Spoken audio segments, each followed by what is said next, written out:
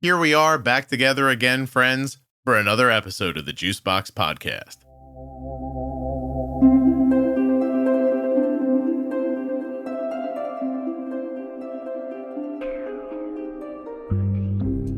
Okay, I'm Kathleen. I am a type 2 diabetic who has been treated as a type 1 diabetic since 2005. I am here to tell you about Juice Cruise 2026. We will be departing from Miami on June 21st, 2026 for a 7-night trip going to the Caribbean. That's right, we're going to leave Miami and then stop at Coco Cay in the Bahamas. After that, it's on to St. Kitts, St. Thomas, and a beautiful cruise through the Virgin Islands. The first Juice Cruise was awesome. The second one's going to be bigger, better, and bolder. This is your opportunity to relax while making lifelong friends who have type 1 diabetes. Expand your community and your knowledge on Juice Cruise 2026. Learn more right now at juiceboxpodcast.com/juicecruise. At that link, you'll also find photographs from the first cruise. Nothing you hear on the Juicebox Podcast should be considered advice, medical or otherwise. Always consult a physician before making any changes to your healthcare plan. US Med is sponsoring this episode of the Juicebox Podcast, and we've been getting our diabetes supplies from US Med for years. You can as well. usmed.com/juicebox or call 888-721-1514. Use the link or the number, get your free benefits check, and get started today with US Med.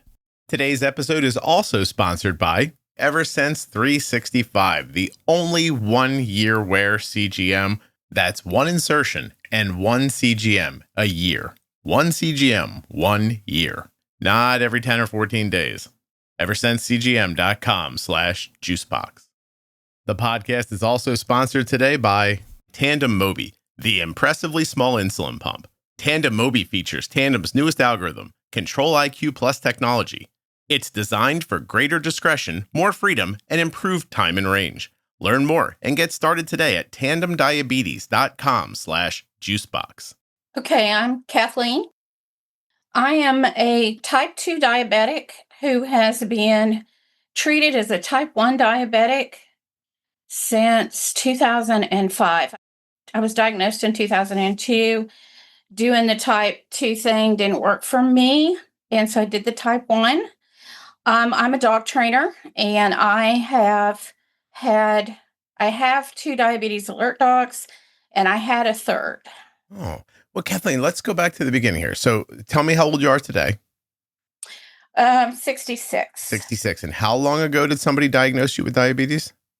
I was diagnosed in 2002. I was 42, okay, which is the same age that my father was diagnosed. And Go ahead.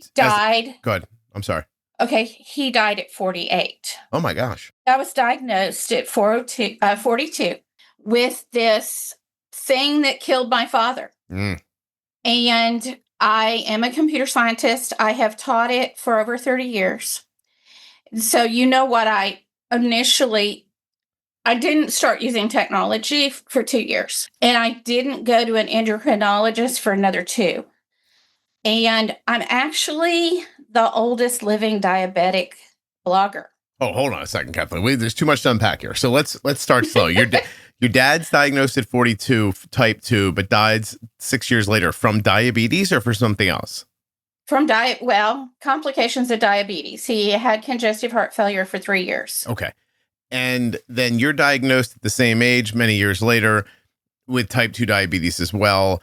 And do you feel like that means, oh gosh, I'll be dead soon when that initially happens to you? Or do you not think like that? Oh, yeah, I did. Oh, okay. My mother did. Everybody in my family thought I was going to die like my dad did. Did you think that? Yeah. Okay. And what did you mean by you didn't touch technology for 2 years? And also, what did you mean that you're being treated like a type 1? Do you just mean that you went to injectable insulin? Oh, I'm on an insulin pump. I'm on the Omnipod 5 with the Dexcom G7. Okay. I was on loop for a while, but I kept going low, and I didn't like the politics. You didn't like the politics? Which we won't go into there. So, Okay.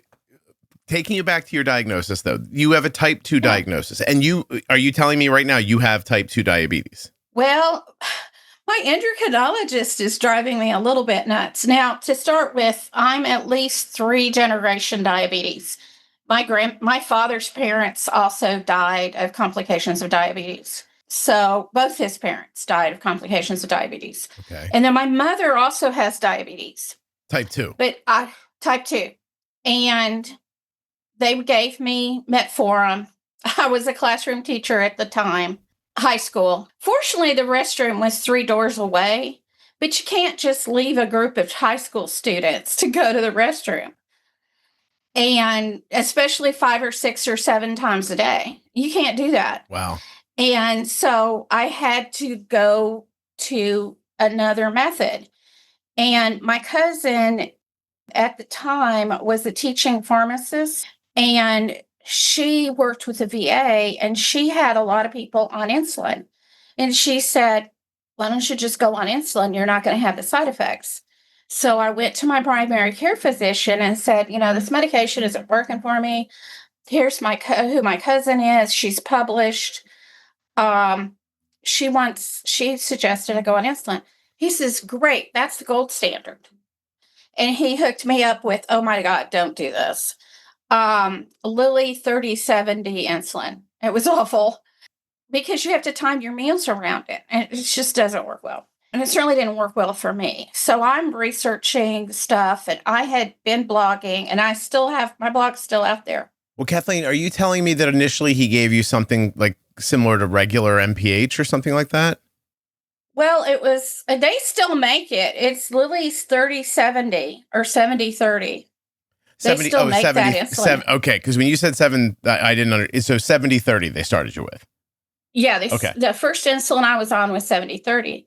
So I'm struggling with this and gaining weight and working out and passing out, and it's just lovely.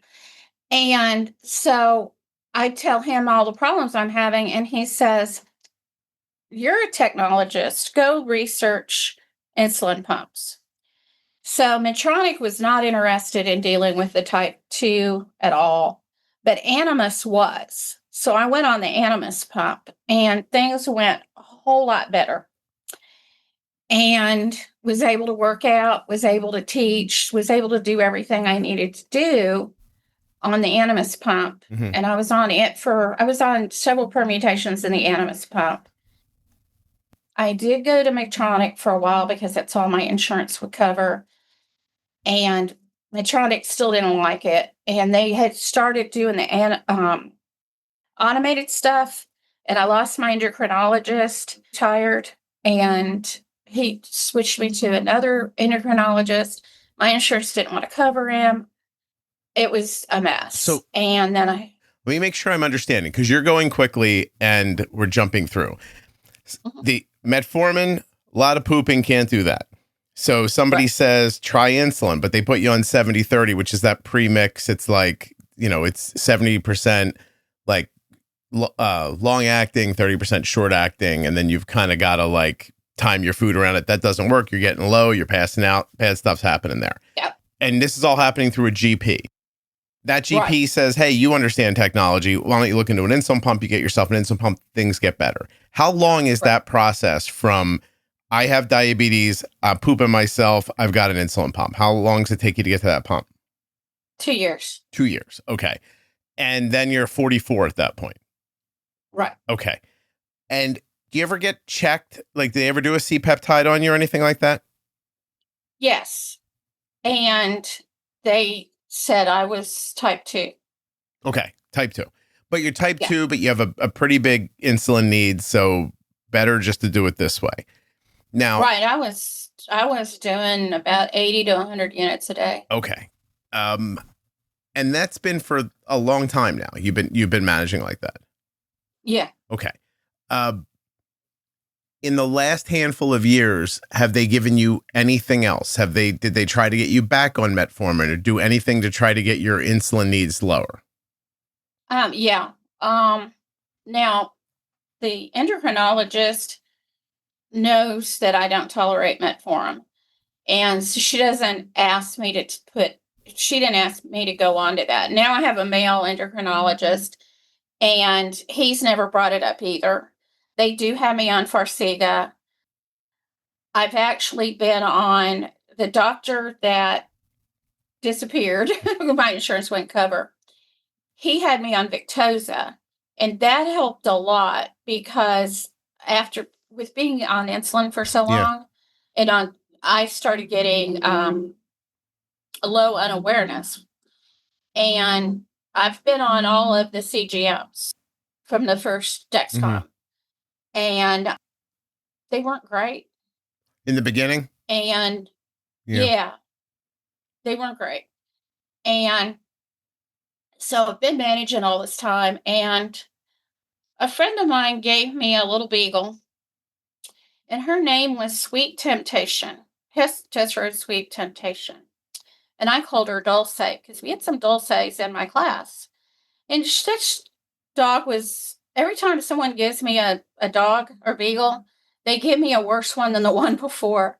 She was bouncing off the walls. And one day I said, Dulce, you need a job. And it just hit me that I'd been training dogs forever. And I had trained drug dogs. Why couldn't I train a dog to recognize my lows? So I researched it, and I did it. And my endocrinologist at the time, this is the one that retired, he fell in love with her, and he liked corgis. And so he wrote a letter, and she started going to school with me. You know, it's so ironic that she had a sweet face and the breeder named her Sweet Temptation, and I named her Dulce. You know, logically, she should be a diabetes alert dog. And she was really good at it. She always told me way before the Dexcom did. I've always been on Dexcoms. And she went everywhere with me. And she was tiny. She was 15 pounds beagle. And she was perfect. In fact, one night I went to the gym without her. And the next day they said, don't you ever come to this gym again without the dog. Did they miss the dog, or they were afraid you were going to get low? I think I went low because I have a friend who is a dog trainer, and we would go to the dog show where she lives, and we'd go out to dinner with her, and she would go low, and she would deny that she'd ever go low. She did not remember that she had gone low. So that makes you wonder when you see somebody else do that, how many times have you gone low and you didn't know it? That happens to you, maybe. The Victoza, are you still on that? No, I'm on Mounjaro now. That's a whole fun story too in itself. Well, yeah, I mean, it just makes a ton of sense for you to be on that. So how long did they leave you on the Victoza for? When did you switch over to the GLP with Mounjaro? Let's talk about the Tandem Mobi insulin pump from today's sponsor, Tandem Diabetes Care. Their newest algorithm, Control-IQ Plus technology, and the new Tandem Mobi pump offer you unique opportunities to have better control. It's the only system with auto bolus that helps with missed meals and preventing hyperglycemia. The only system with a dedicated sleep setting, and the only system with off or on body wear options. Tandem Mobi gives you more discretion, freedom, and options for how to manage your diabetes. This is their best algorithm ever, and they'd like you to check it out at tandemdiabetes.com/juicebox.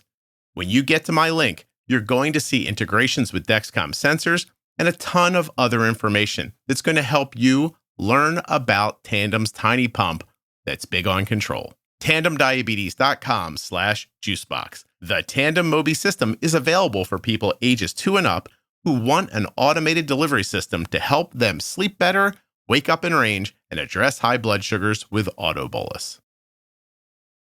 Diabetes comes with a lot of things to remember, so it's nice when someone takes something off of your plate.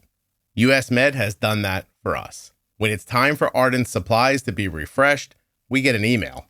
Rolls up and in your inbox says, "Hi Ardent, this is your friendly reorder email from US Med." You open up the email, it's a big button that says, "Click here to reorder," and you're done. Finally, somebody taking away a responsibility instead of adding one. US Med has done that for us. An email arrives, we click on a link, and the next thing you know, your products are at the front door. That simple. usmed.com/juicebox or call 888-721-1514. I never have to wonder if Arden has enough supplies. I click on one link, I open up a box, I put the stuff in the drawer, and we're done. US Med carries everything from insulin pumps and diabetes testing supplies to the latest CGMs like the Libre 3 and the Dexcom G7. They accept Medicare nationwide, over 800 private insurers, and all you have to do to get started is call 888-721-1514 or go to my link, usmed.com/juicebox. Using that number or my link helps to support the production of the Juicebox podcast. That's a long story. So I was on Victoza. I don't remember exactly how long, but that gave me my low awareness back. And it controlled my blood sugar, but it didn't help me lose weight. Okay. And so when Ozempic came out by a different endocrinologist, this is a female, only female one, she put me on Ozempic. Mm-hmm. And I gained weight on Ozempic. Isn't that crazy?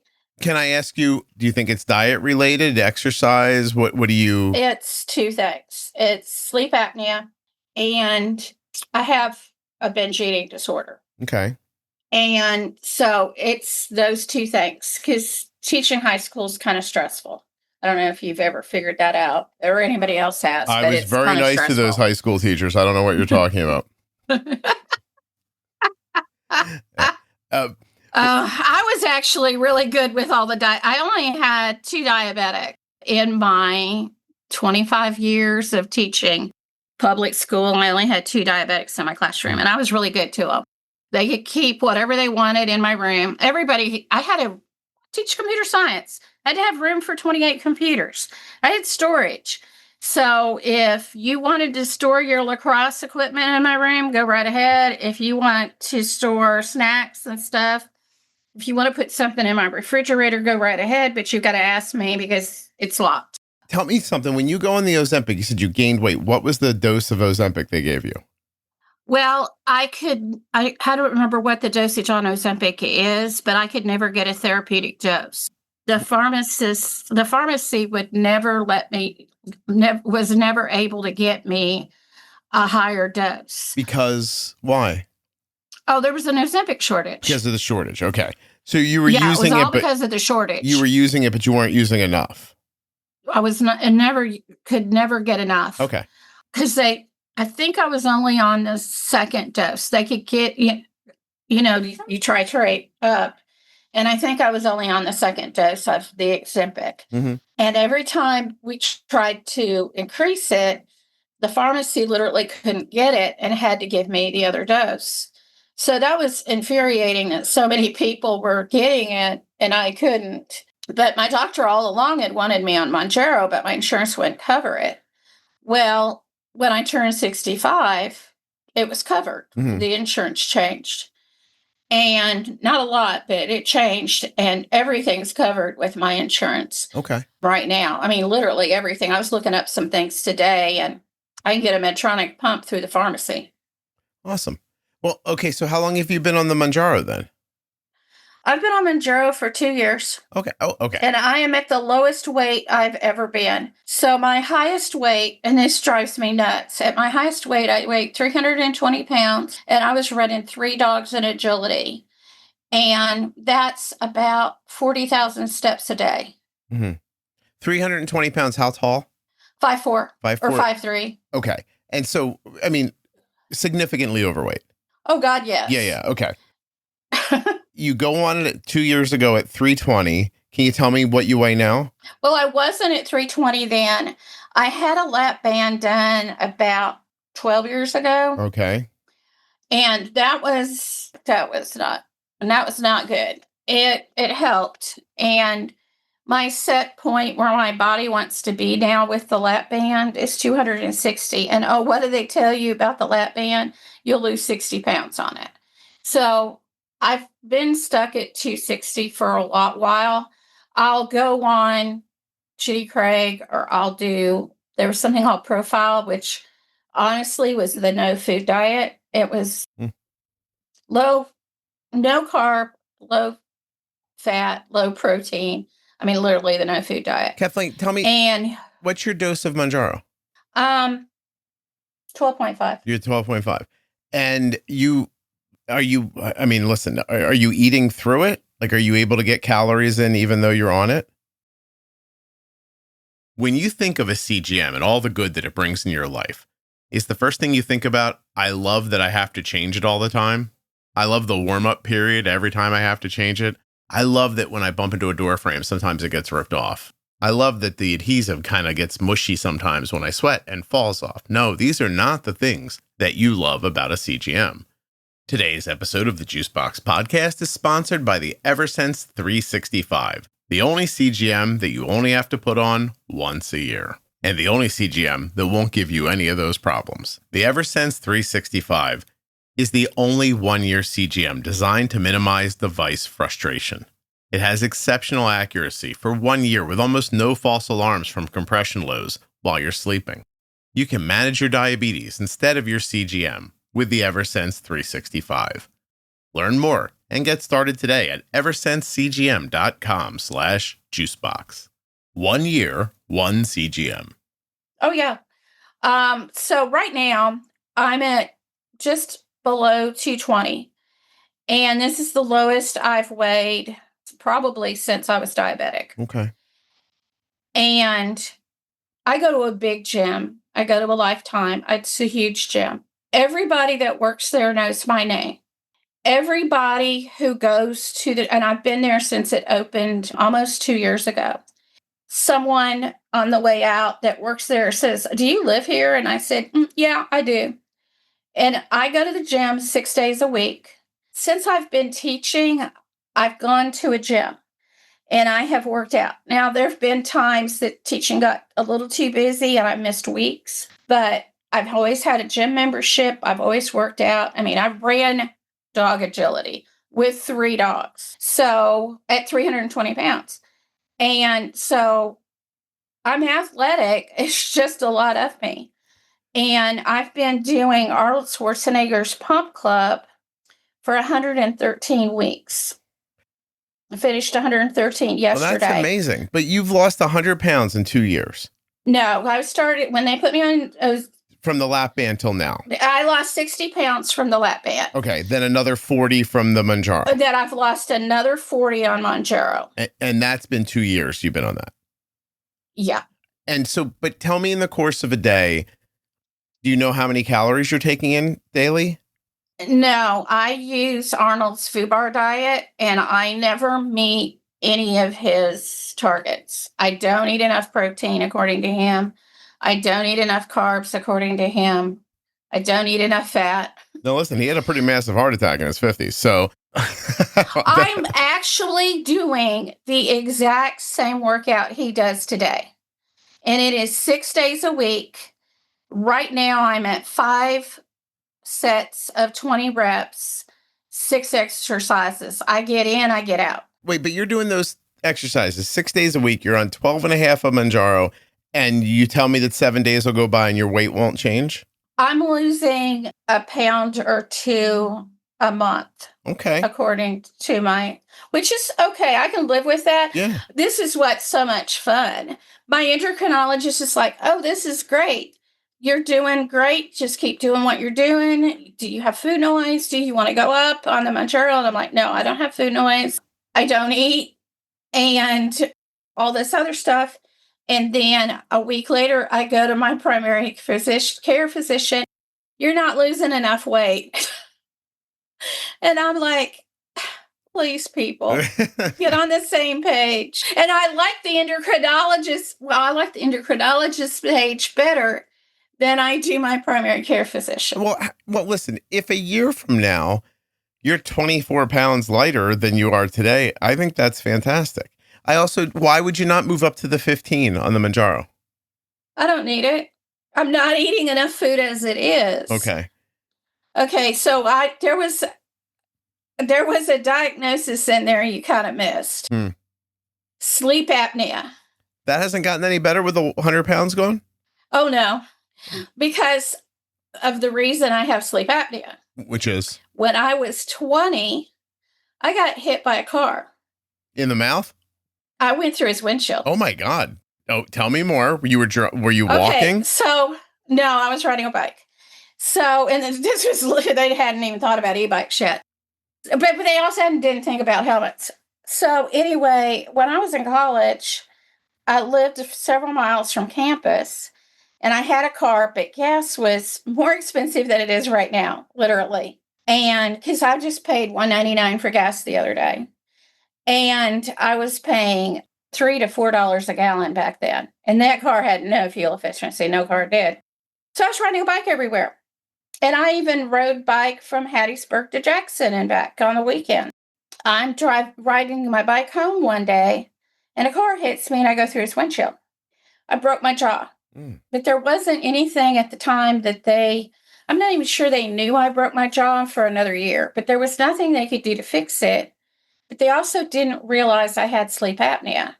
And I wasn't diagnosed with sleep apnea until I was teaching math because I'd fall asleep while I was waiting for the kids to give me the answer.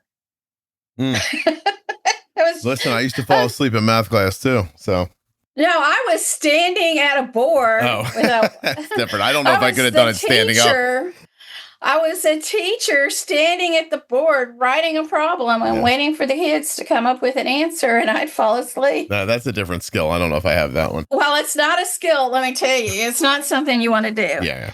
And I would wake up fairly quickly, but I'd also fall asleep at lights driving. So that was no fun.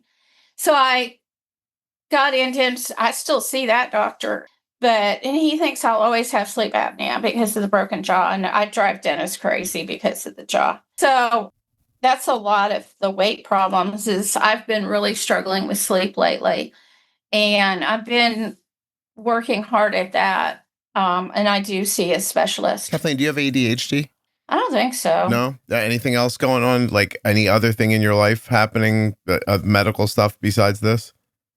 No. No. Okay. All right. So you're doing the exercise, you're losing the weight, you're doing the thing. Can I pivot for a second? Before we started recording, you said, I've known about you for 20 years. What did you mean by that? Well, I'm the first living diabetic blogger. So you were blogging 20 years ago? Well, no. No? How long ago? I was blogging in 2004. 2004. And you were writing a type 2 blog? Yeah. Yeah. And it's still there. Is it? What's it called? I still post it. Well, it's kweaver.org.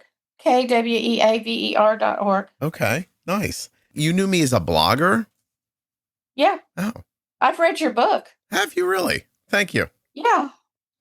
I bought a copy of it and read it. It's very nice of you. I appreciate that. I think I put it in the school library. Oh. That's anytime I read something that's kind of interesting and is appropriate for teenagers, when I get done with it, I would put it in the school library. Yeah. Oh, yeah, here's your blog. Look at that. I'm looking at your blog. Cool. Yeah. There's some other blogs that I have a technology blog link to it. And I see. Anytime I get into a problem, I document it so I can go back and don't have to research it again. Figure it again. And then I do some dog training stuff every once in a while. Nice. Oh, that's really cool. Wow. So you've been blogging forever. What made you start doing that? I mean, type 2 blogging was not common. Well, it never was. Yeah. When I was researching diabetes, I ran across a doctor Cantor. Mm-hmm. Robert Cantor. I ran across his blog when I was researching insulin pumps. And when I was researching insulin pumps, I kind of dived into the medical blogging world. There was a pediatrician over in Fort Worth that was blogging. And then did you know the story of the flea? The flea? Yeah, he was a pediatrician. Oh, I thought he was a guy that blogged played... his stuff. No, he was a pediatrician, and he blogged as the flea, and his practice got sued because they killed a diabetic child. His practice got sued? Oh, jeez. I thought you meant the guitar player from Red Hot Chili Peppers. No. This was before Red Hot Chili Peppers, I think. Really? That's crazy. So there was a pediatrician that blogged as the flea, and his practice got sued because one of their patients was an undiagnosed diabetic, and he is in court, and the defense attorney asked him if he was the flea. And he said he had to say yes, he couldn't lie. And they immediately won the course and what the case. And the problem was is this fancy pediatrician clinic had all seen these kids' labs and nobody ran a blood sugar. I'm trying to find anything about this online. Hold on a second. So the flea was a I don't know, a diabetologist? He was an endo? No, he was a pediatrician. It was a pediatrician practice that missed this type 1 diagnosis, and the kid died. I don't think you can sue people for that, can you? Well, they did, and they won because he had been blogging about the court case. Oh, crazy. Yeah. A Boston pediatrician, Robert Lindman, blogged under the pseudonym Flea. He wrote candidly online about medical topics, eventually about his own medical malpractice trial involving the death of a diabetic child. During the trial, opposing counsel exposed him as the Flea. Mm-hmm. And that's when they lost the case. How about that? The story of the Flea is often mentioned in legal and blogging circles as a cautionary tale about physicians blogging and anonymity. How about that? Oh, that's interesting. But why did you tell me about that? I'm sorry. I got lost in what it was and forgot. Well, because all of those medical blogs is what got me thinking about blogging about type 2 diabetes. Okay. And if you go back, I mean, there's posts from 2005, because I'm a computer scientist. Anytime I do research, I sit down and write it down. And it was really handy to put it in a blog. So like I said, I mean, that's part of being a computer scientist. I have a bachelor's degree in computer science and I have a master's degree on how to teach it. And that's part of being a computer scientist is that you write down, you write down what you did. Yeah, you document If you don't write it down, you didn't do it. Do you think the blog helped you? Do you know how many readers it had? Or was it something that was more like just a journal for yourself? Well, it was mostly a journal for myself. And I figured out, if anybody found it, they wouldn't have to go down the same rabbit holes I did. Mm-hmm. And so I was blogging anonymously. My name wasn't in I don't remember. Oh, I used TypePad. Oh, you blog like a dork, Kathleen. You're just over there coding it yourself. Excuse me. I'm not a dork. I'm a nerd. Nerds make money being nerdy. Dorks don't. That was what I always told my students. I am a nerd. In fact, the government knows I'm a nerd because my ham radio plate is AE5TN, teaches nerds. Well, I looked a little bit here. It says kweaver.org post from Kathleen Weaver. It's and one of her entries discusses how she developed type 2 diabetes after undiagnosed sleep apnea from a head injury. Her writing is personal and reflective rather than dedicated advice. It's part memoir, diary style content. Does that seem... is that what AI told you? That's what AI told me about you. Okay. That's not bad. Do you agree with AI? Yeah, that's pretty close to it. But, yeah. Weird to hear yourself synopsized like that. I was outed by... It was an online newspaper for... what's the radio service that... probably Trump shut down that we use to propagandize Europe and all? I mean, that's a lot of political stuff I'm not sure about, but do you mean NPR? No, it's different than NPR. I don't know. But you were... Wait, NPR is left, and what I'm thinking about is government. And to save money, somebody shut it down, and probably Elon. I have no idea. What are you saying to me, though? How can you be outed? Listen, in fairness, you're writing a blog, not a lot of people are reading, right? So, how do you... Well, apparently somebody did, because there was an article. I got a phone call at school. They left a message, and, because that's how you call teachers, is you leave a message with the front office. Mm-hmm. And even though we had cell phones, he didn't know my cell phone number. We had cell phones real early because it was easier to give us cheap cell phones. So that's a whole fun story. It was easier to give us cheap cell phones than it was to put landlines in our room. And most of I'm in North Texas, and most of the school districts did that for people, that it was easier to give us a cell phone than it was to put a landline in our room. There's this radio service that's like in Europe and all that says nice things about America. And they found my blog and they wrote an article about it. And they called me up at school to find out. Well, Weaver's a pretty common last name. Okay. And I've never referred to myself by my name. But anyway, they found me and they wrote an article about me. So I've gotten some publicity.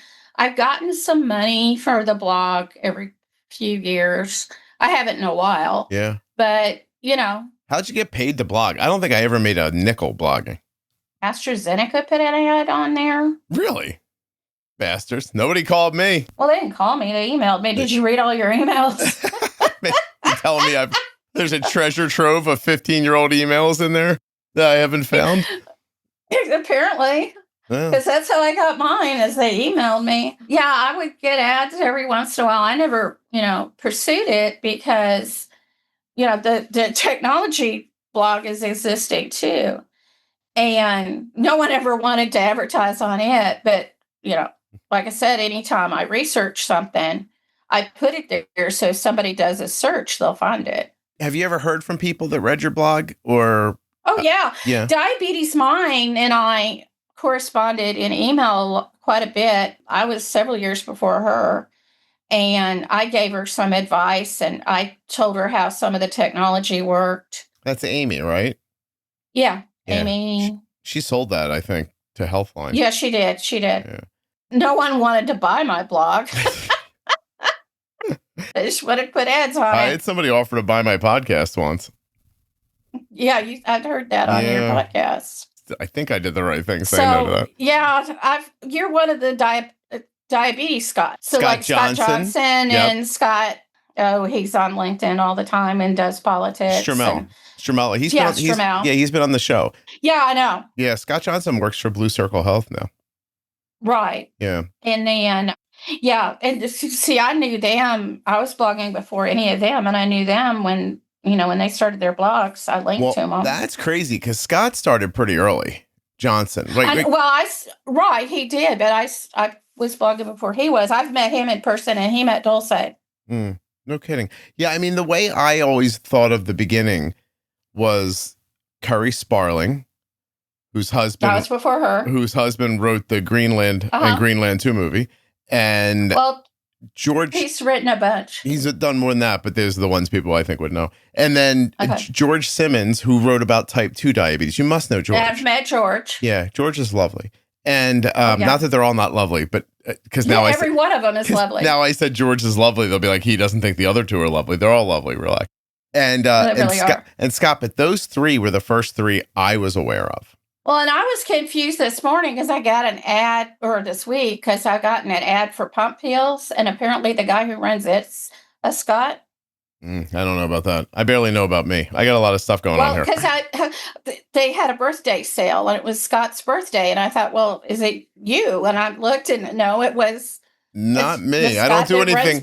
I don't do anything with pump pills. Not that I wouldn't. I did just recently finish up ads with Skin Grip that went pretty well. Oh, good. So, had you ever been to any of those blogging conferences? Have you and I ever been in the same place?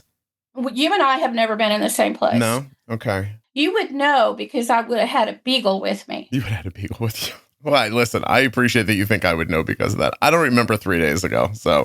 No, you would remember. Everybody who's ever met Dulce remembers her. Kathleen, you don't know me very well. I went to an AstraZeneca? I can't say it now. Yeah, they invited me and paid for me to come to a thing that they invited a whole bunch of social media people to. Okay. And there's a picture of Dulce in somewhere on the internet because a lot of people like to fake service dog spot her. When you think back on that time you spent doing all that, whether 5 people read it or 500 or 5,000, not really mattering, what do you think that the process of blogging did for you? Do you have positive takeaways from it? Oh, yeah. I mean, it's like I said, I'm a computer scientist. You didn't do any research if you don't write it down. So I wrote it down, and you have to put it somewhere where other people can find it. It's part of being the computer scientist that I am. Do you think it benefited your health or your psychological wellness, or is there anything you can point to and say that by writing or sharing this, I felt did experience something? meeting all those different people. Oh, here's another Scott, Hanselman. I've met him. He's met the dog. That name. I can picture an avatar, but that's about He it. works for Microsoft, and he wrote the first diabetes log for the Palm Pilot. Oh, no kidding. Yeah, I mean, I know that name for sure. Yeah, I feel like He's a Scott. He's another one of the diabetes Scots. And he's blogged about, he blogs. He blogs to this day. That's part of his job with Microsoft. Oh, am I a diabetes Scot? Yes. Oh, in your mind, I am. How about that? Well, and that whole people that were blogging at that time, you were one of the Scots. So I did a thing where, listen, I just started to write. I wasn't aware of a community or an idea. Like I've said this before, I'm embarrassed enough to say it again, but I'm embarrassed, but I'll say it again. When I found out someone else was writing a diabetes blog, I was shocked. I thought for certain I was the only person doing it, which is such an odd thing, and I understand all that. But like, meaning that I just started doing it. I was unaware of the rest of the world being involved in any of it. Blogging was very early on. It was not even an easy thing to get a blog set up. Well, I had to download the software and compile and put it on a machine and the whole bit. Yeah, no, I mean, that's crazy. I used iWeb. But I'm a computer scientist. It was like lunch. Well, for you, I used iWeb. I thought it was crazy. And when I finally realized someone else was doing this, I wouldn't even call myself a blogger. I didn't know I was doing that even. When I realized it, I was like, oh, that felt so strange to me. Like, I for sure thought like I was, like I just landed on the new world. I'm like, I'm here first. And then everybody's like, no, there's a few of us over here already. And I was like, oh, okay. And there's Kathleen here somewhere. Yeah, no kidding. And then, so then I realized, oh, obviously more people are doing it than me. And I felt silly for a second, but whatever. Then I started seeing people arguing with each other about stealing each other's ideas and stuff like that. And I just thought, I am not going to pay a lick of attention to anybody else because I don't want anybody saying I took their idea. So I'm not going to read anything anybody writes. I don't give a crap what happens. I isolated myself in that situation. Also, it would be easy to think of it as like a community or a club that I was meaningfully staying out of, but it didn't really exist that way in my mind. So when they were having blogging conferences, I was unaware of them. Nobody would invite me to them. I was outside of that completely. And I think that's what helped my thing grow so well. It grew outside of the bubble that everybody else existed in because I wasn't trying to get the same 1,000 people that read their blog to read mine too. Mine just grew by word of mouth. And see, I never cared. I mean, I joined some diabetes rings and I did promote other people's stuff. Mm-hmm. Like I did promoted, said things about Carrie's and I said things about Scott Johnson and if they asked me technical questions, I'd answer them and because that's my niche. So I knew I was first and I didn't care. It never really so I didn't even have a counter on my website. I was completely unaware of. Oh, no, I didn't have either. Yeah. I literally didn't care if anybody ever read it because the whole purpose of it is so that Chat GPT later could go read my blog and give people the answers on the research that I did. Very nice idea. Yeah. A company, who was it? Sanofi. Until Sanofi came to me and asked me to come in for a meeting, I didn't really recognize like anything about it. So try to imagine like I got a phone call from like a pharma company and like, would you like to come in and talk about blogging with us? And I was like, sure. And so I thought, well, I'll take the lunch. You know what I mean? So I went to lunch, sat down. This wonderful woman named Laura sat in front of me and she dropped it felt like 6 reams of paper in front of me, like, and she's like, would it surprise you to know that you have, I might get the number wrong here, but I think she said, would it surprise you to know that you have the 36th most popular diabetes blog in the world? And I laughed and I said, that would only not surprise me if there were only 37 diabetes blogs in the whole world. And she goes, well, there's over 4,000. And I was like, really? And so that's when she told me they had found over 4,000 diabetes blogs and that mine was number 36, like on the planet. And I said, that's insane. And she goes, how many downloads do you have? And I said, I don't know. I was like, how do you know that? And she goes, well, there could be like a counter on your website. I was like, no, I don't have that. And that was the first time I recognized how far the thing was reaching. Because I would get emails from people, but it's hard to gauge from that, you know? But you were different than everybody else, and you reached an audience that no one else had. You think? Because you had a very young child who was diagnosed with diabetes, and you were helping and you have always helped parents with children with diabetes. I don't even see any of it that way. It's funny, like, because it wasn't my But goal. you have, yeah, it's nice. and it's a really good thing. I have no patience for parents. I have plenty of patience for kids, but I have absolutely no patience for parents. Well, that might come with being a teacher, right? Oh, yeah. Yeah. But those acorns don't fall far from those trees, let me tell you. Well, you hit them with your lawnmower, they get broken up. Don't worry, it's fine. The squirrels ate them at my house. Well, it's nice of you to say, and it was my intention to help people, but I didn't have any idea of scope or scale. I genuinely wasn't focused on it. And like, it's easy to say I didn't make any money at it. There was no way to make money at it. So people would put like a Google AdSense ad on their front page and it would make them $50 a month or something like that. But my wife asked me one day, are you going to do that? And I said, why put an ad on here just to make an amount of money that's not going to make any difference to anybody? Like, you know what I mean? Like, I'm not doing that. And then I started meeting other people who blogged. There's a person that sticks on my mind. I would never say their name, but they wrote a good blog. People liked it. I asked one time about some plans they might have in the future for it. And they were like, honestly, I don't even like doing this. I just do it because it brings in like $400 a month in these like Google AdSense ads. And that like kind of broke my heart a little bit. Like, they were done with it already, but they wanted the $400. So they kept doing it. And that listen, I understood, and I have no problem with people making a living, or anyway, they feel like they can do it as long as it's not hurting anybody. And the blog certainly wasn't hurting anybody. It was really valuable, but it was just that the person was just like, if I had my choice, I would not do this. And I was like, oh, okay. I'm like, I like doing it. I really like doing it too. Yeah.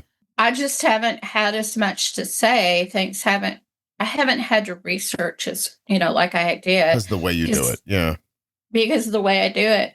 And it's working for me. Well, I just found that the podcast reached people faster. Oh, yeah. Yeah. And it lends better to how my brain works too. Because when I have to write, like, first I have to vomit it all out, and then I have to go back and make sense of it and then put it back together in a way that people can read. And it's arduous, and people don't read much anymore to begin with. So, I mean, truth be told, now I just, I put stuff on the blog when when I'm like, oh, that's interesting, or somebody might want to know about that or something like that. Or if I just think that. That's what I do now. Like I said, when I'm taking some classes at the local community college, and I was having trouble with textbook platform, and I had to like go through back doors and stuff. So I wrote all that down because I might have to do that again. One of my blog pages that's incredibly popular right now is just the fat and protein calculator and a description of how that works. And that thing gets pretty crazy downloads. Yeah. The A1C calculator, of all the bizarre things, like, boom. Like, I guess everybody who hears that doesn't have one on their website is going to be doing it now. But like, I get crazy traffic from an A1C calculator, and then the podcast basically brings in the rest of the traffic. I mean, I do like writing. I miss it a little bit because now when I write, it's done more. I mean, in total honesty, like when I write now, I sit down, I write out what I mean, and then if it has something to do with an episode of the podcast, then I'll just feed what I wrote and the podcast episode into ChatGPT or something like that, or Gemini or whatever, and say like, look, this is what I wrote. It's referring to this. Can you put a blog post together about it? And then it just kind of hammers it together in my voice. And, truth be told, people seem to like that much better than they like it when I just write. So, which I find it's a happy coincidence because I don't have time to write like that anymore. And apparently people like it better. So, well, I don't work that hard at writing, but I was trained to technical write when I was in college. And anytime we turned things in, we had to write documentation for it. And I make kids do that. It's so funny because any of the college professors at any of the universities in Texas know my students as soon as they see their first assignment. It's like, you had wavered, didn't you? And I'm like, yep. Well, Kathleen, I get for years people complain to me about the descriptions of the podcast episodes because my descriptions are like, Kathleen has type 2 diabetes. Like that's what I would write after you and I recorded together. And it's for a couple of reasons. It's A, because I sit down and do it much later after the recording, so it's kind of out of my head. But B, I'm an audio person. So I don't give the description is meaningless to me. I listen to podcasts. I've never once read the description for any of them. Like, it's just, I like the host or, the vibe or whatever. Like, I'll put it on and I'll see what I think. I don't need you to tell me what it's about, but also because a description can only be so long. So like, is my description for you, Kathleen, diagnosed 20 years ago as a type 2, manages herself now as a type, with insulin and technology and GLP medications. So that's and not, that's dogs. not, yeah. And then, and she's got beagles, dogs. She got because we haven't gotten to the main point of why I wanted to be on your podcast. Give me 1 second. We'll jump right to it. Like, right? And then what do I add then? Like, and she has also, she was a blogger who knew Scott 20 years ago. But that's not a description. That's a synopsis. Right. I have 2 sentences to put a description in your thing. So, people complain. I get all the time, like, make a better description. I'm like, leave me alone. And then one day I was like, why am I fighting with these people? I take the transcript, I drop it into Gemini, and I say, I need a 30-word or fewer description for a podcast. And it spits it out. And by the way, everyone loves them. And as I look at it, I think I could have never written that. I don't know enough about 2 months later, I don't know enough about the episode to even do that. And I can't sit and listen to it and take notes and make a description. For most of you probably don't look at it anyway, except the ones who are really bothered by it. I don't know. Like, the podcast is more popular today than it was yesterday. And it continues to just grow and get bigger. And the feedback gets wider and wider from people who find it valuable. And I really like doing it. Like, so I just, I keep going. What made you want to come on the podcast? Let's button up with that. Like, what is the thing that got you here? People should not get diabetes alert dogs. Oh, I thought you were going to say people should not get diabetes. I was like, you're goddamn right, Kathleen. You figured it out. Wait, why should they get? Because they can make their own. Well, no, their dogs are expensive. Okay. I just took Obi, my male beagle, to my vet for his annual, and $360 later. And I've got to take another one tomorrow, and it'll be another $360. So you're just saying the dogs are nice, but they're really expensive? Yeah. Yeah. And get a CGM? Is that your message? Yeah. CGMs work just as well as the dogs do now. When I got Dulce, she died 2 years ago at 15. Oh, I'm sorry. And Beagles, she lived the best life any dog could have. That's awesome. I have had people tell me when they die, they want to be reincarnated as one of my dogs. Oh, that's a nice compliment. Well, and people give me dogs. I have Lola right now, and she is not going to be trained as a diabetes alert dog. I did not train Obi as a diabetes alert dog. Is his full name Obi-Wan Kenobi, by the way? No, that's Use the Force. Oh. It's a whole bunch of people's names use the Force. His daddy is Anakin, and Anakin's one of the top beagles ever. No kidding. How do you know that? Well, I know Anakin. But I mean, is he rated on some beagle list or something? Let me finish. Because if it's that easy, Kathleen, I'm one of the top rated podcasters ever. I just want to say that now. No, Okay. You have to win the national specialty, and you have to have at least gotten an award of merit at Westminster. And he shows in Europe. Oh my gosh. So, yeah. So Anakin is and he has lots of really good puppies. And one of the measures of a top beagle or a top dog is how many champion offspring do you have? And that's where the free dogs come in. And then there's quotes around the free. Because when someone gives me a dog, I take care of all the expenses. I show them.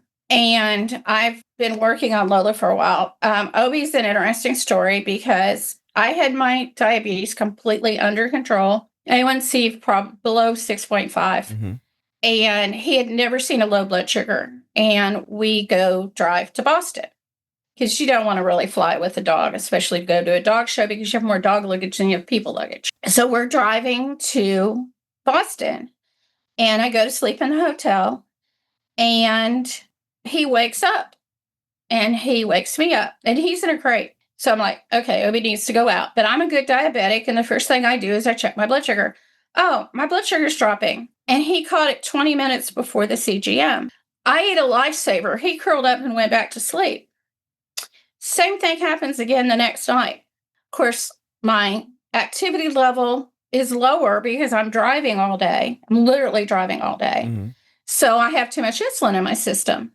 I had to get a hold of my endocrinologist anyway. And we did some adjustments. And I'd forgotten that my Dexcom transmitter was expired. So I picked one up in Boston while I was up there. And she had to write the prescription. That's why I called her in the first place. I did not go low the rest of the trip. The dog did not wake me up in the middle of the night. And by the way, both times when I ate a lifesaver, he curled up and went back to sleep. Well, first of all, when someone gives you a dog, why don't you make them give you money too? Let's just say, hey, that's nice, but let's give Kathleen a little cash to take care of the dog. Okay, there is no money in dogs. Well, then there's no dogs in my house then. I can't take... Well, that's why you don't have a dog. Well, listen, I have two dogs, but I hear what you're saying. A decent beagle, any one of the ones that I have right now would go, if you bought a beagle, I don't know what the going price is right now. It's probably gone up. We're talking $3,000 or $4,000. For sale. Right now, slap a for sale sign right on all those beagles. Buy a puppy. Well, puppies are worth more money than adult dogs unless they've proven themselves. There's a lady down in Florida who is leasing and placing dogs because she has to move. And I don't know how much money you have to give her, but I'm sure it's quite a bit. So Obi was not supposed to be the pick of the litter, but he's the only one in the litter who has a championship. How about that? Hey, listen, are you Woodstock or are you Charlie in this scenario? Right? Snoopy's the beagle. Are you the bird or the boy? I'm neither. You're neither. Which one? Who are you in this scenario? My kids asked me if I was the dog whisperer when I was, because they knew. Well, one of the extra credit questions on any test was a random one of my dogs. You get 5 points, extra points if you remembered and it was a specific dog. There was a specific thing you had to remember about that dog. Hey, how old are your kids? I have no children. Oh, I thought you said my kid. You meant the kids in school. Okay. Yeah, my oldest child, who actually calls me mom, is probably 50 now. Oh, geez, you've been doing it a long time, huh? Yeah, I've taught high school I've taught computer science for over 30 years. I'm still listed as an instructor with Johns Hopkins. I just don't have students right now. It's Johns Hopkins University Center for Talented Youth. I should have been sent there. And sorry, I'm just joking. I don't think I was a talented youth. Oh, God. You have to pass a test to take my class. No, I wasn't going to be doing that. No, really, seriously. Yeah. But I've done that the last 11 years. Okay. They cut my classes on my 10th anniversary. For everybody, that it was a coincidence. Yeah, not just you. Not just me, but it just happened to be. Kathleen, let me pivot you around a little bit here. So on your health, what are your goals? Are you trying to lose more weight? Are you? I didn't ask you your A1C. I would like to know what your A1C is. What are you trying to accomplish here? In the next handful of years.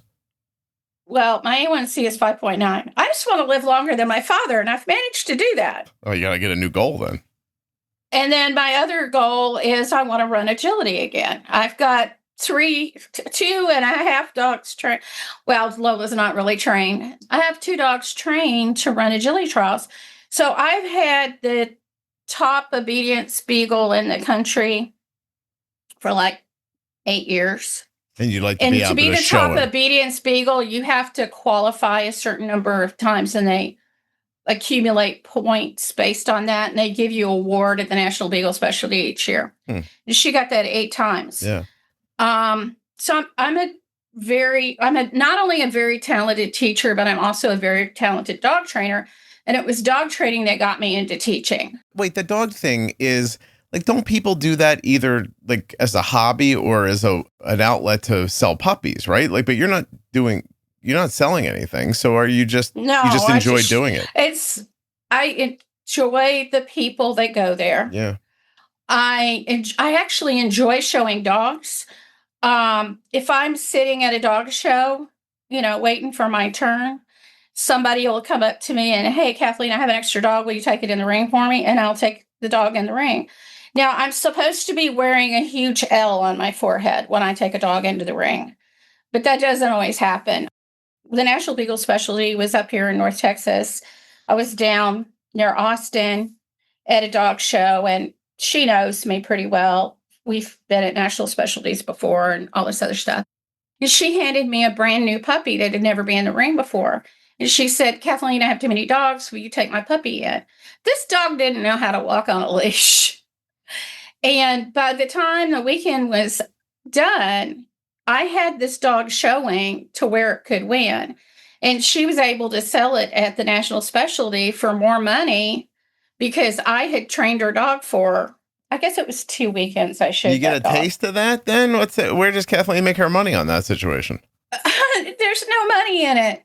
There are professional handlers. You say, look, I'll walk your dog and get it straight for you, but I get to wet my beak afterwards. That's what you say, wet my beak. And then they know that you're in for 10%. You know what I mean? Well, no. I'm like that.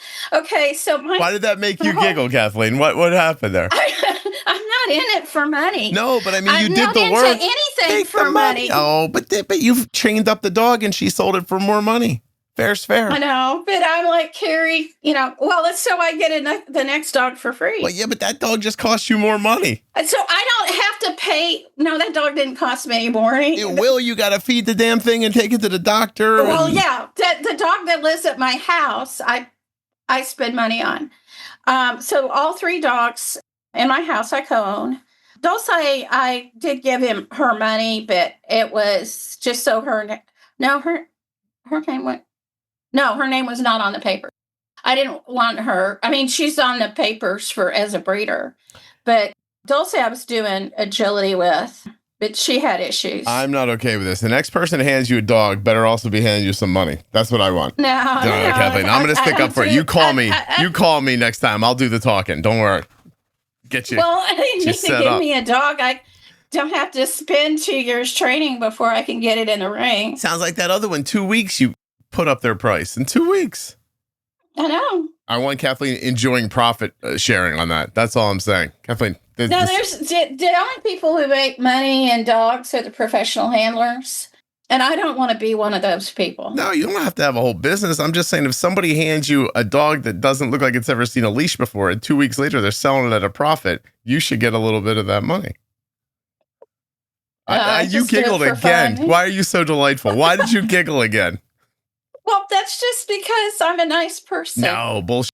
I want that. I teach high school because I'm a nice person. But the funny thing is when they needed somebody to get kids to settle down, they would get me. Yeah, exactly. And you walk those kids around on a leash till they calm down too. And then someone else, and then someone else takes them in their class and teaches them for something. 10%, Kathleen, 10%. I don't touch a dog. Yeah, 10% of nothing is nothing. Yeah, when they sell that dog. Because she didn't make any money. First of all, she didn't make any money off that puppy. She had to import I think that one was one of her imports. I don't care. She would have made less if it wasn't for you. What do you think of that? Well, that's true, but I don't care. You're a lovely person. I like being known as a nice person. All right, listen, I do a lot of things for free too. I don't not understand what you're saying. But back to the dog thing, they're very expensive. CGMs are a lot cheaper. And now it's 2026. I have a 5.9 A1C and I'm running Omnipod and Dexcom G7. Yeah. And I never calibrate. Yeah, and tell them that Dexcom's never on your floor once, right?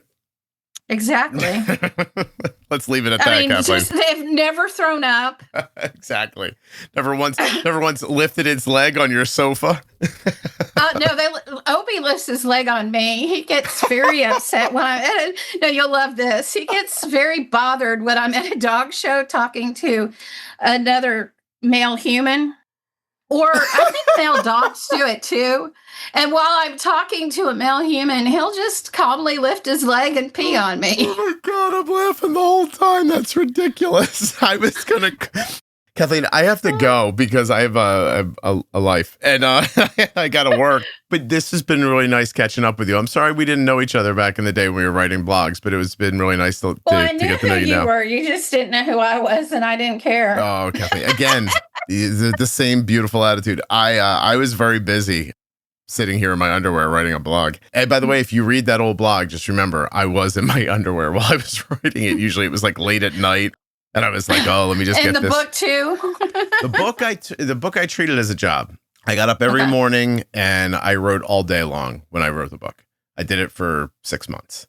So that might be what I need to do to write a book. Yeah. I mean, the truth be told, like I made the money that they paid me to write it and never a dollar after that.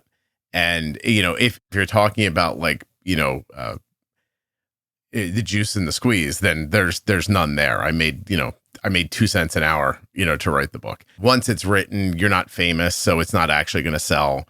And then you have to publicize it yourself because then the publisher's not going to help you with it either. The one thing I learned long after I wrote the book was that when it was offered to me because the publishing house needed another book that fit that category, and they didn't have one lined up for the season. And they met me because I wrote a sidebar for Leanne Callentine's book. And there's a name I would never use except with you because you probably know that name. And so I wrote a sidebar for her book.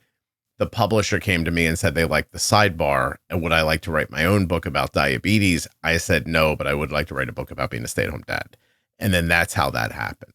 And what I realized later is that when it got done, they were pleasantly surprised that it was any good. And that they didn't really care in the interim if it was good or not. They needed the book. And so for a low price, they got a first-time author to write for them. Then they had the book. When it got done, the publisher came to me and they were like, hey, bonus, this thing's actually good. Thank you. And that was they were like pleasantly surprised. But still, they didn't put any effort into publicity. Anything you saw me doing back then, whether like from Blog Talk radio show to the Katie Couric show, and I was on NPR in Philly. Like I did a lot of stuff to publicize the book, but I made all of that stuff happen myself. They didn't help with that at all. It's the hardest $5,000 I've ever made in my life. And it definitely was not worth it, monetarily not worth the effort that was put into it, because it was, I mean, honestly, 6 months, to write $5,000, I probably could have like made French fries. Yeah, you lost McDonald's. Money on that. I could have done the fries at McDonald's. Even as a teacher, I make more money in 6 months. And you're like, and that's terrible. And then on top of all that, then the publicity of it went on for another 6-12 months, getting yourself to Philly to be on the radio or, being at some location to get interviewed or that kind of for a newspaper article or whatever. But I will tell you, I don't know if I ever said this out loud, but one of the nicest things that came from writing the book is that on Father's Day, my mom got to open a section of her local newspaper in Philadelphia, and I was on the front page of it. Well, that's cool. And I remember how excited she was to like flip through the paper that day and see me there. So it might have all been worth that. I'm not sure. Anyway. One of my dogs was in the Dallas Morning News. Are you comparing me to your dogs? Is that what's happening right now? Yes. Damn it, Kathleen. This interview's over. Seriously, I really do appreciate My dogs are a lot cuter than you are. Hey. You haven't seen a recent photo. You don't know. I've been on the GLP too. Yeah, I know. I've listened to that. I've listened to quite a bit of your podcast. Insulin. Well, the Omnipod series, I'm always posting for people, and that really helped me a lot. Yeah, no, I'm glad. It's been. I think that series has been valuable too. I mean, you have no idea. Hundreds and hundreds. I'm not saying hundreds of thousands like it was 101,000. Hundreds and hundreds and hundreds of thousands of people have listened to that Omnipod 5 series. Pretty cool how many people have been able to get something out of it. Well, it's amazing the number of people that don't know how it works. Yeah. Well, hopefully it's going to start working a little differently too, because they're in the middle of updating the algorithm right now. So it'd be cool if it even jumped up a little bit, in its value for people. But Kathleen, I do actually have to go. I'm sorry, I'm going to cut you off. Yeah, I do too. Yeah, this is going to be. Enjoyed it. Thank you. This is going to be out in about 2 months. Okay. Okay. All right. Awesome. Thanks. Thank you. Take care. You too. Bye. Bye-bye.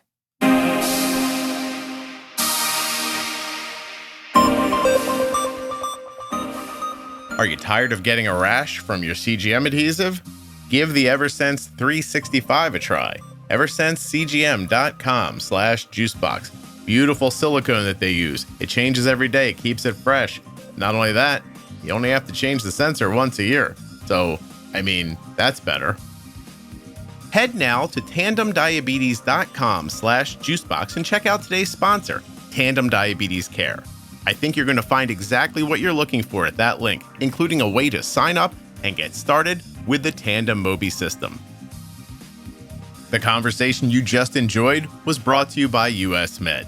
usmed.com/juicebox or call 888-721-1514. Get started today and get your supplies from US Med.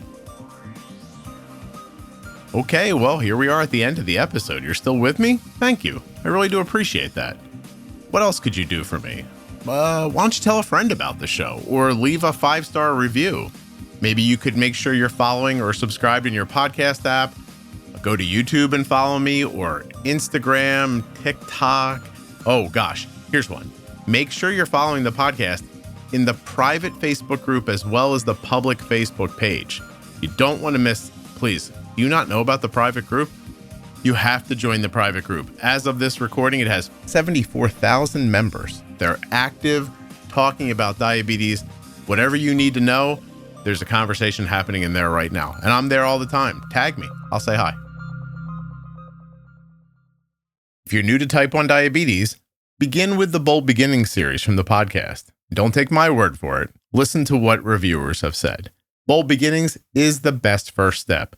I learned more in those episodes than anywhere else. This is when everything finally clicked. People say it takes the stress out of the early days and replaces it with clarity. They tell me this should come with the diagnosis packet that I got at the hospital. And after they listen, they recommend it to everyone who's struggling. It's straightforward, practical, and easy to listen to. Bold Beginnings gives you the basics in a way that actually makes sense. If you'd like to hear about diabetes management in easy to take in bits, check out the Small Sips. That's the series on the Juicebox Podcast that listeners are talking about like it's a cheat code. These are perfect little bursts of clarity, one person said. I finally understood things I've heard 100 times. Short, simple, and somehow exactly what I needed. People say Small Sips feels like someone pulling up a chair, sliding a cup across the table, and giving you one clean idea at a time. Nothing overwhelming, no fire hose of information, just steady, helpful nudges that actually stick. People listen in their car, on walks, or while they're actually bolusing, anytime that they need a quick shot of perspective.